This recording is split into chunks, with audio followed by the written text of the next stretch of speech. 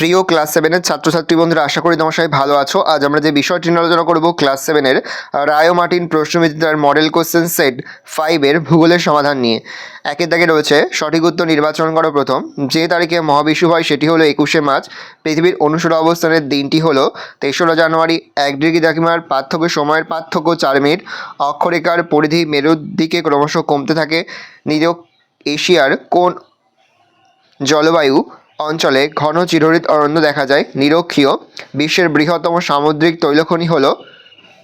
2 দাগে রয়েছে শূন্যস্থান পূরণ করো। প্রশ্নের মান 1 করে 1 × 4 = 4।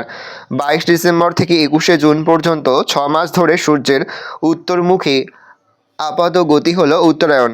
ড্যাশ নদীকে পিত নদী বলা হয় হোয়াংহো। বায়ুর চাপমাপক যন্ত্রের নাম ব্যারোমিটার। ড্যাশ প্রদেশকে চীনের ধানের গোলা বলা হয় হুনান।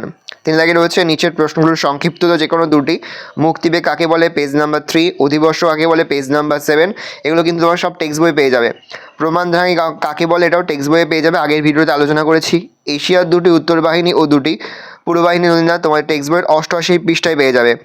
4 দাগে রয়েছে অপসর অনুসরণের পার্থক্য, এটা তোমার টেক্সট বইয়ের 5 পৃষ্ঠায় পাবে। সমচাপ রেখার যে কোনো তিনি বৈশিষ্ট্য তোমাদের টেক্সট বইয়ের 34 পৃষ্ঠায় পাবে। এরপর থেকে মেরুর দিকে গেলে কী কী পরিবর্তন লক্ষ্য করা যায়? 5 দাগে রয়েছে 4টি প্রশ্ন, দুটি করতে হবে। প্রথমটা তোমাদের টেক্সট বইয়ের 91 পৃষ্ঠায় পাবে, তারপরটা 93 পৃষ্ঠায়, তারপরে 25-26 পৃষ্ঠায়, তারপরটা পাবে তোমার টেক্সট বইয়ের 33 পৃষ্ঠায়।